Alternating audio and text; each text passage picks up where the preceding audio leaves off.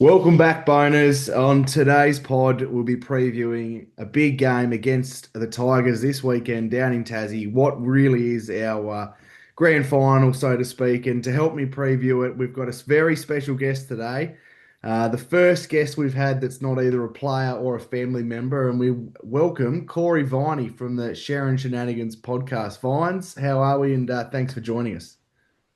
G'day, mate. Thanks for having me. Pleasure to finally get on and have a bit of a chat. But yeah, going well, mate. I'm keen to get on and talk a little bit of North. I don't get as much airtime talking about the club that I've barracked for as I'd like on my potty. So yeah, no, I'm keen to get into it with you and go through what's coming up on the weekend and whatever else you got in store. Yeah, so tell us a little bit about your story, what made you start going for North and some of your favourite players across the journey in your time supporting the club.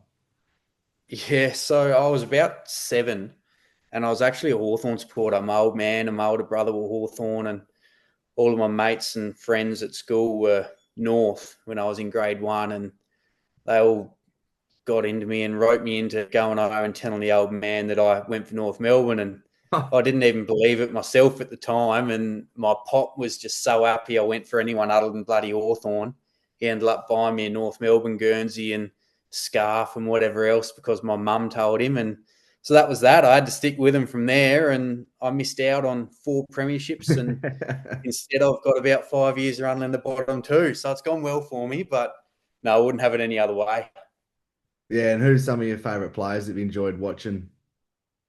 Yeah, obvious ones would be Boomer and Glenn Archer. I think a lot of blokes around our age would be pretty similar as I was coming through. These days, Wardlaw and Sheasel are sitting at the top, and Lukey Parker's been one of my favourite players in the comp for a lot of years. So it's good to see him in our colours. But Andrew Swallow's probably the one for me, I reckon, especially before his Achilles injury. Just love the way he went about it. I reckon he was one of the most underrated midfielders in the comp. Just so well defensively minded, tackled hard, won plenty of the footy, and sensational leader. So I reckon he's probably my favourite shin boner ever, I reckon. I love it. He's very underrated when we sort of talk about the great players of the last 20 or 25 years. He goes under the radar, Spitter, and won a few SIDs. And as you mentioned, he was a great leader as well. So very good choice from you there. Before we get into our sort of preview, just for the listeners, tell us a little bit about the Sharon Shenanigans podcast and the content that you guys are putting up over there. Yeah, so me and a mate, Blake Cassidy, started the potty this year, sort of got a bit of confidence out of you starting yours up, I guess, and gave us a little bit of a, push along to get it started. We've talked about it for years, and we try to we do drop 2 potties a week. We do one potty, which is just AFL-based content. We review the round that's been and talk about all the games and, hot topics, whatever comes through. And then we have another potty that we drop later in the week that's AFL fantasy related as well, because, yeah, we froth our fantasy footy and can't get enough of it. So, yeah, we try to do a bit of both and just get a bit out there for people interested in either or. Yeah, you guys have been doing a great job, and yeah, I can personally speak. It's very time consuming putting out 2 pods a week. So, and fantasy's so big, getting so big. So, well done to you both. Um, right, so episode 135 today. So we've got the number 35. The Big Chief's not on tonight. He'll be a bit flat about that, but I spoke to him during the day, and he's gone with the obvious John Longmire. Now I was looking through the numbers, keeping you and I in mind, and I tell you what, there's not a great deal of talent that wore the number 35. So like. Probably in the very early days of my time watching footy, I saw a bit of Troy Makepeace, but outside of that, we're looking at like an Aaron Black, Charlie Lazaro sort of types, but probably Aaron Black for me. I mean, that guy could have been anything. He was Yeah. that sort of mobile third tall that we would really complement our side. Unfortunately, injuries and a bit of form, and he didn't quite make it. But yeah, went to Geelong and didn't really play much there either. But showed good signs, and much like it's pretty symptomatic of our team during that time with the young kids that they started off looking all right and then never really developed. So he's probably mine. Is there any that I haven't spoken about that sort of come to mind for you? I know it's very slim pickings.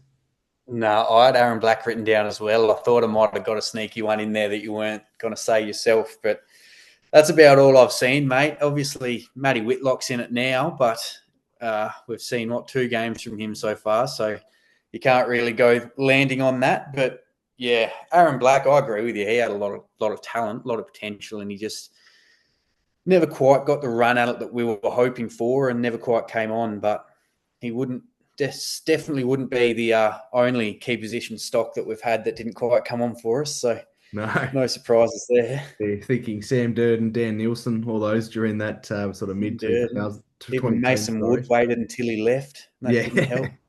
Yeah. Right, so let's have a look at our opponent this weekend, the Tigers, and it's very unusual doing the sort of having a look at the last few games because we won 3 out of the last 4 against the Tigers, and a stat I saw during the week from the Kanga Merchant, I think it's the first time since 2018, if we win this weekend, that we've beaten the same team twice in the same year. So that'd be a really big tick. But the last time we played them, we got up by 4 points at the MCG. I was there, it was scintillating first quarter, and then we went to sleep, which is pretty common for North Sides in the last 5 or 6 years. But some of the performers that day, I mean, my man Cam, he was playing with a size 15 boot on 1 foot and still slotting goals. He kicked 4. Colby was awesome in the midfield, had 22, a goal, and importantly for him at that time, 10 tackles. And LDU as well had 27 and one.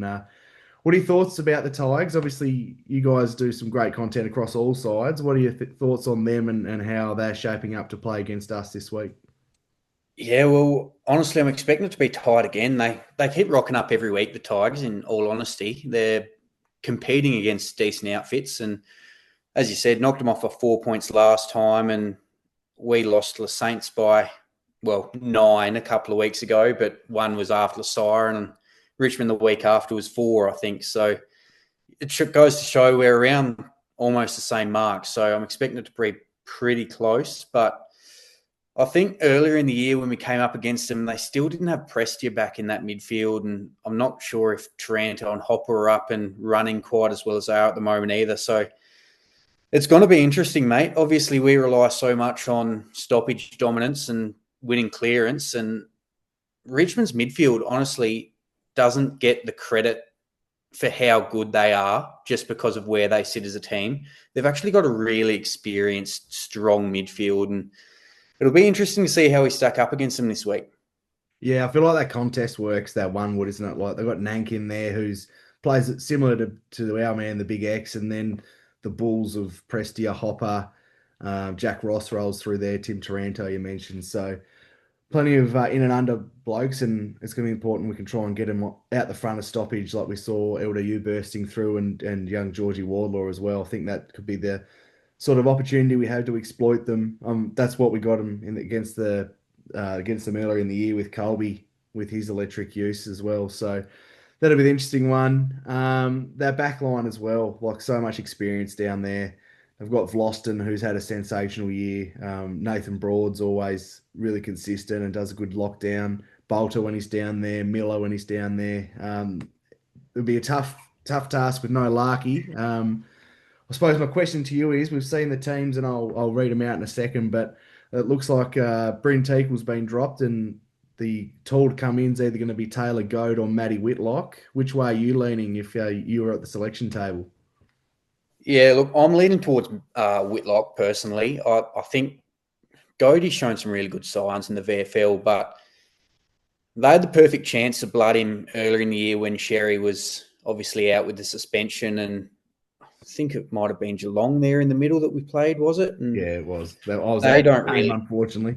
Yeah, there you go. I mean, Reece Stanley, nothing to really worry about. If you're going to throw a ruckman into, blood him at the top level, it's not a bad one to do it against. It's not playing against a Gawn or a Grundy or someone like that. So I think I would have done it that week. So yeah, I'd lean towards Whitlock, play him ahead of the footy rather than behind it, and just see how he goes. I'll give him 2 or 3 weeks 2 weeks that's left now, and just see how he goes until the end of the year. And obviously, Trembath showed some really good signs last week, so no harm in getting a look at Whitlock and seeing how they sort of size up next to each other, because we do need to figure out what we're doing besides Larky, mate. We've needed to for a lot of years. So if we get a look at both of them and sort of work forwards from there into next year, I think that's the way I'd be going. How about you?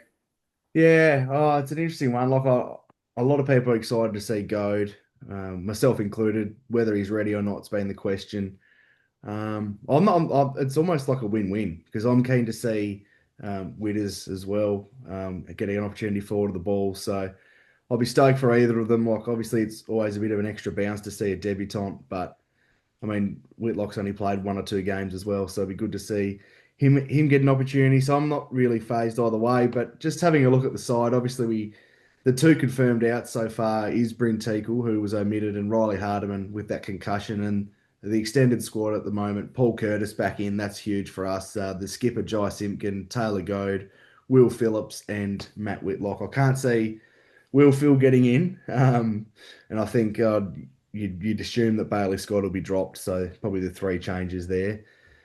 Um, moving on to the forward line, how do you think it's going to function? And PC, that's just a huge in because last week a lot was relied on my man Cam, and he had one of his quieter games on someone I really rate in Connor Iden shutting him down. PC's a massive in, don't you reckon?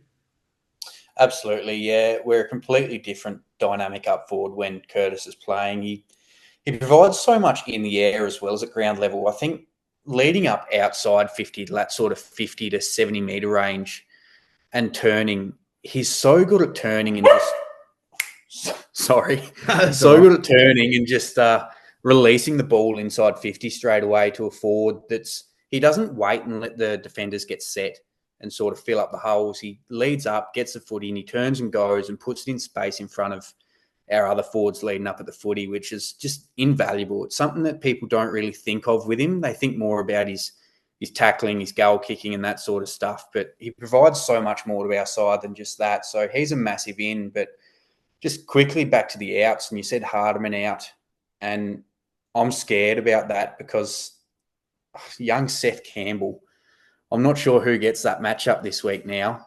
So, yeah, I think it probably would have been Hardiman if he was playing. McKerch is the only one with the pace, but he's obviously not a defensive-minded player. He's that running and creating half-back. So, yeah, it's a bad week to lose Hardiman, and yeah, I've got a few worries, mate. But Yeah, honestly, I he think played we've well got against us. enough coming in. But yeah, it'll be interesting.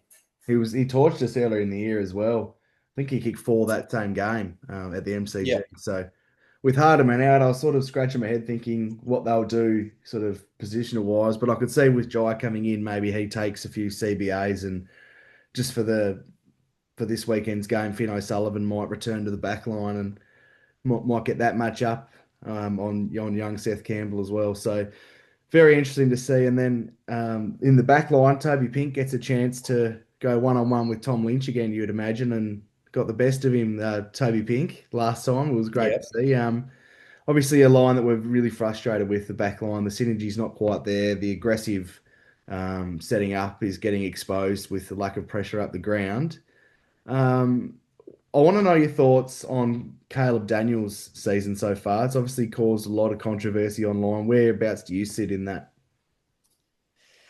Yeah, that's a hard one to answer, mate. Honestly, I was a big defender in him early in the season. I think a lot of the time people are looking at him and thinking he's not doing much with the footy, but especially from kickouts, you look at what's in front of him and it's just stagnant. There's not a lot of movement, and it makes it hard for a guy that doesn't have a long 55, 60 metre boot.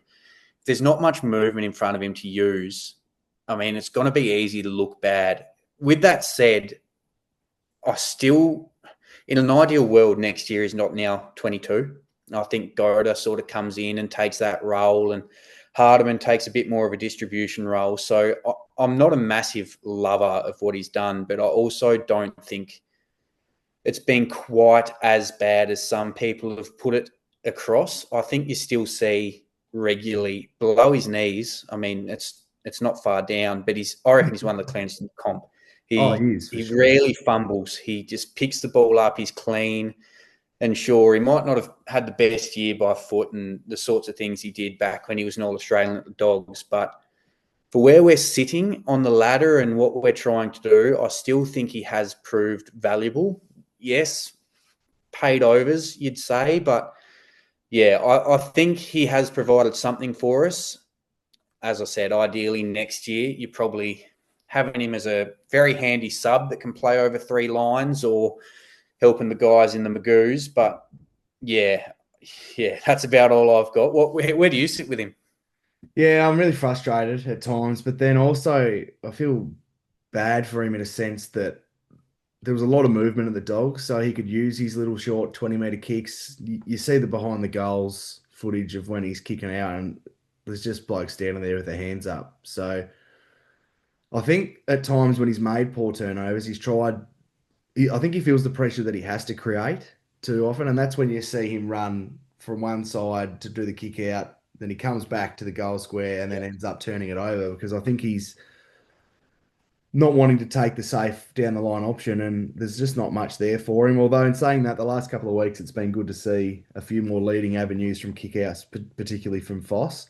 But yeah, I'm sort of similarly minded to you that you can see why he's in the side at the moment, but you'd be hoping over the next sort of 12 to 18 months that he's getting squeezed out by your Josh Goders and your obviously Hardiman's pretty much solidified himself in the 22, but you know, a crop of young players coming through sort of to push him to the side. Yeah, you've got to think as well. There's more than just Goda that we're holding out hope for.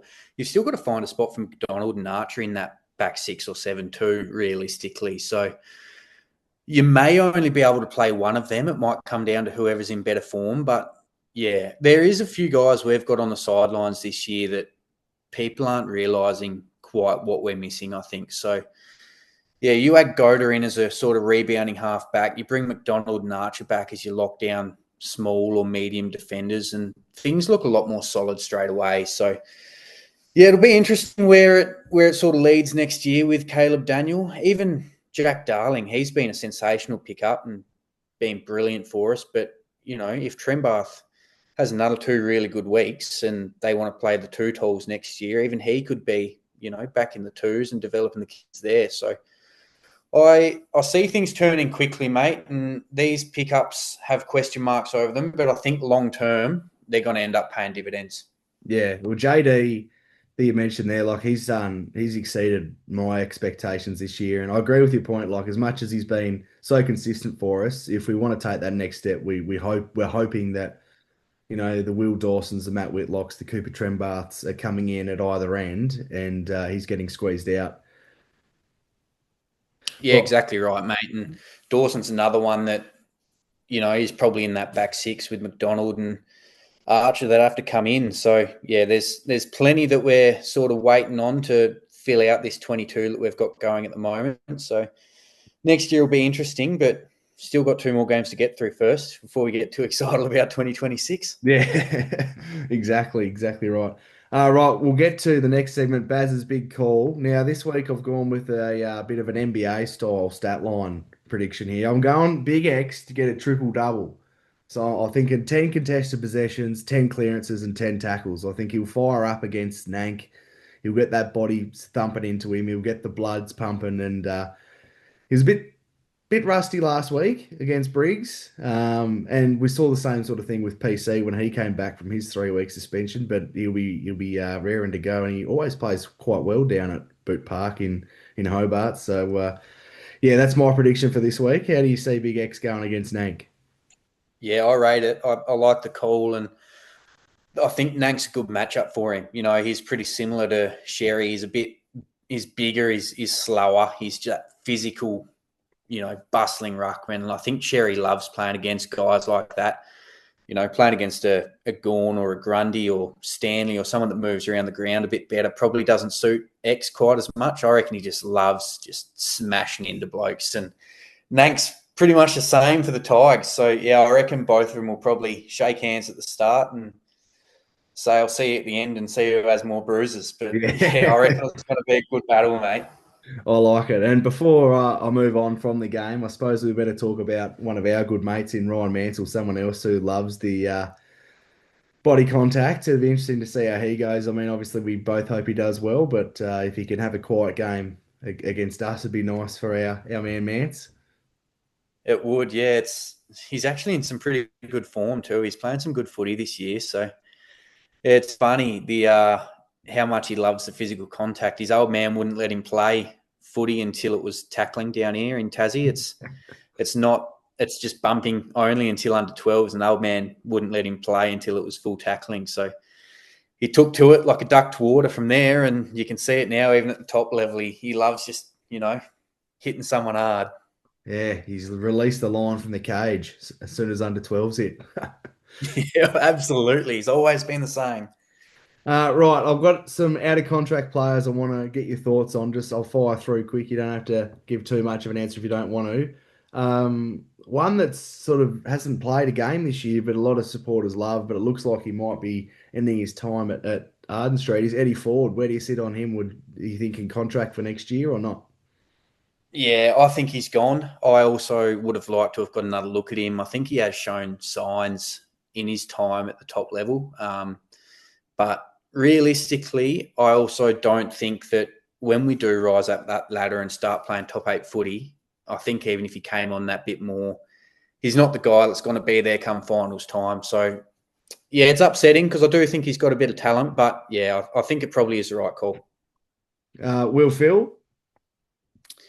Happy to let him go. Yeah. It obviously hurts having to pick three, not work out. But I know there's a lot of believers in him still. I don't think he has a weapon. His ball use is good, but not great.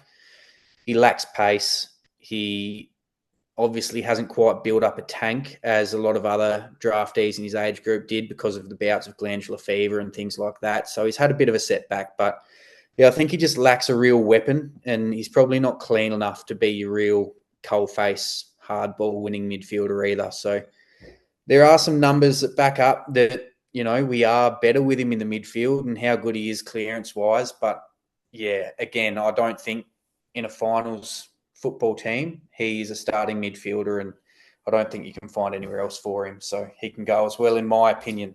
Yeah, I'm with you. Like that's been the major knock I've had on Will is the fact that the people playing in his position, like he's probably fighting with Parker. Parker can be really effective in the forward line. Unfortunately, Will can't. So, yeah, I think his time at Arden Street will come to an end. Two more for you that are sort of in flux at the moment. Cooper Harvey, where do you sit with young Coop? Yeah, it's an interesting one. I think he's probably bought himself another contract now, just from how he's come in the back end of this year and performed. I think there's still a lot to be desired in terms of work rate and defensive intent.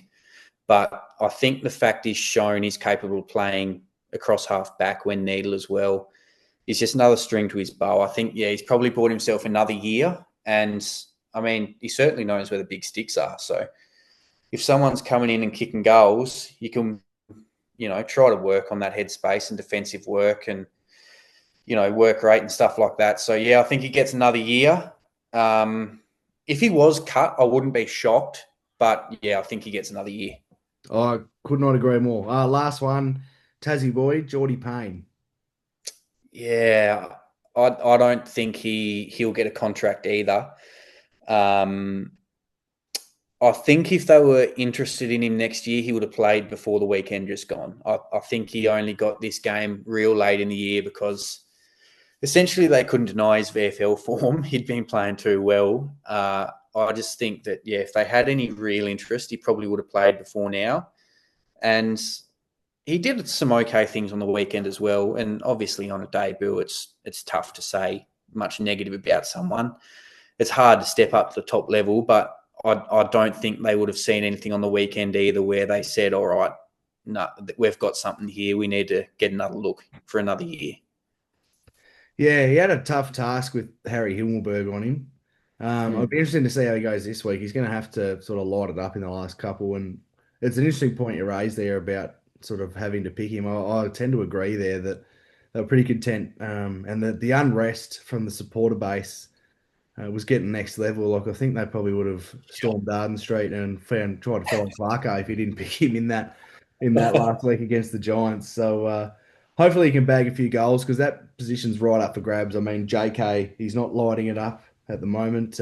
He's had plenty of opportunity as well. So yeah, I feel bad for Geordie because he's laying a lot of tackles at the twos. Now he's started kicking goals. So hopefully he can play a really good next fortnight and get himself a contract similar like what you were speaking about Cooper Harvey with.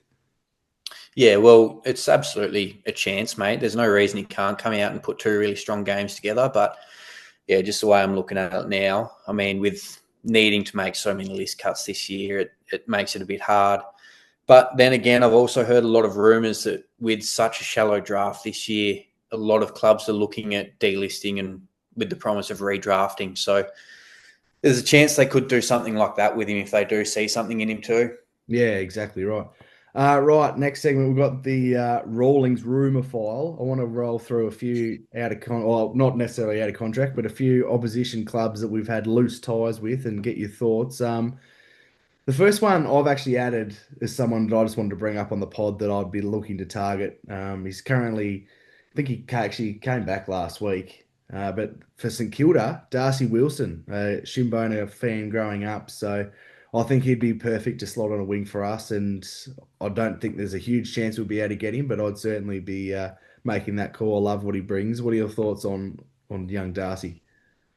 I love that as well, mate. His debut season was huge, like absolutely awesome. And I think something we're still lacking is a bit of pace and genuine running power. Obviously, we've got Colby off half back, but realistically, he either has to settle there or on a wing until he builds up a bit of size, and he might get some more inside midfield time, depending on how they see him at the top level. But I think another hard running midfielder like Darcy Wilson, who's also good overhead, mind you, a bit like Finn O'Sullivan. So I think, having him and Foss on either wing and possibly your McKercher or your Simpkin sort of rotating through there would be huge for us. And Dill Stevens as well. I still believe that he could play some reasonably good footy for North. But yeah, I think Darcy Wilson would be a huge pickup. Yeah, especially with the strong male that Bailey Scott won't be at the club next year. I think he'd be an ideal replacement in terms of running power. Next one I've got for you, I don't really think this will eventuate, but worth a talk anyway. Jake Lever. Yeah, see, this interests me. I mean, in theory, I love it.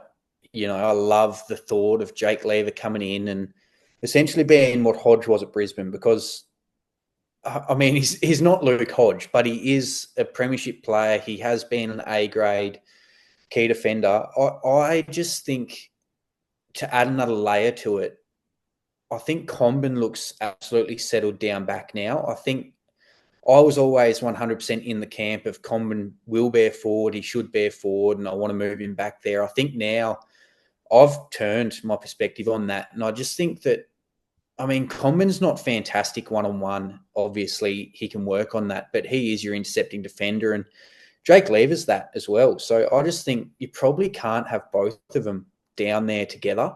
So if they plan on keeping Comben back, I'd probably give Lever a miss. And it feels horrible saying it because I do rate him and I think it could be a fantastic pickup. But yeah, I think it comes down to what they plan on doing with Comben. Yeah, and the big test for Lever, like we've seen him found out a little bit when Stephen May doesn't play. So coming into our rabble of a back line, Yep. he wouldn't have as many liberties as he would do in say Melbourne when they were up and running. Starcevic, what are your thoughts on him? Love that. Love Starcevic. Obviously, the concerns over the concussions and things like that. But yeah, I think he's almost similar to the Braden Maynard mould that we were looking at. He can lock down, has a little bit of run and carry off halfback as well, and just a hard nut. So, no, I really like the way he plays his footy, and I would like to see Starcevic come over. Yeah, Grant, free agent as well. So the benefit of not having to give up any draft capital. Last one I've got for you. This one's sort of pretty fresh, so relevant for this week. Marcus Windhager. This is one I'm pretty strong on. What are your thoughts? Yeah, I'd love it. I'd absolutely love it. I think he has a lot of potential to be not only a defensive minded or tagging midfielder, but he can rack up the footy as well when he is let loose. And he's shown that since he was young. And another one with a bit of toe and great running power. So, yeah, I'd love to see him there. And a little bit of chatter over Cal Wilkie too, who I'd much rather him over Lever just because I think if Will Dawson comes in and takes your number one backman, then Wilkie's your perfect second one. He still brings that experience and all of those things that Lever brings with him, but he's a better one-on-one player. So if I had to choose between the two, offer double the money for Wilkie. But Would not yeah, agree I with think you. that's another one that we're a little bit, well, not a little bit, very unlikely to see it happen. But yeah, I just thought we'd touch on it while we talked Windhager. Yeah, well, Brady, if he's doing his job properly, he's got to be making that call and offering. The murmurs are that he's unhappy with some of the coin being thrown at TDK and Lecalier. So I'd certainly be contacting the manager if I was in that position and saying, look, we're prepared to give Cow, $1 million over his first 2 years because we got the cap room anyway. He'd be such a good pickup. Right before I let you go, predictions this weekend down in Hobart. A, are you going? And B, who do you see winning? No, I won't be going, unfortunately, but I think we'll get the job done. I just reckon we've played too good footy over the course of the year to not get the win this weekend, especially down in Hobart. We do play pretty well down there. We drew with Brizzy earlier in the year, so if that's anything to go off, then yeah, absolutely, we should be able to take it up to the Tigers and get a win this weekend. Yeah, I'm similar. Um, for those who saw Kanga TV last night, I was on there with Marnie and I was saying similar that the optics of 5.5 wins, although it's only one extra win from 4.5, 5.5 looks so much better. Like it's a two and a Yeah. half win improvement on last year's season, and we've just got to treat it as a grand final. We've just got to be winning this game. I see us getting the chocolates, and so I'll put 13 points as the margin. And for anyone watching the coverage, keep an eye out. The Big Chief and I will be in the guard of honour as the boys run out. So Oh, we'll lovely. give them some motivation as they run past. But thanks heaps for Yeah. coming on, Vines. For our listeners who are interested in checking out the Sherrin Shenanigans podcast, where can they find that? Yeah. So Sharon Shenanigans podcast, Facebook and Instagram. The Sharon S podcast on X as well, if you're on there. So yeah, get around the socials, and obviously all of our potties get dropped on Spotify, so you can jump on there and give us a listen if you want to wrap your ears around some footy or AFL fantasy content, whatever you're interested in. But yeah, we'd love to see you get over there and have a listen. But Yeah. thanks for having me, mate. It's been a pleasure jumping on. No, that's all right. I highly recommend checking it out. The footy analysis is really good. Just skip over the Geelong Nuff radio when your co-host Blake starts talking about that and forgets about all the father sons and the land packages and the cotton on deals and gets a bit ahead of himself. Absolutely, he does. Absolutely. All right, mate. Thanks so much for joining us. Special pod coming tomorrow. Bonus, we've joined by Premiership star Ruby Tripodi to have a look forward to Saturday's AFLW season kicking off. Until next time, go Roos.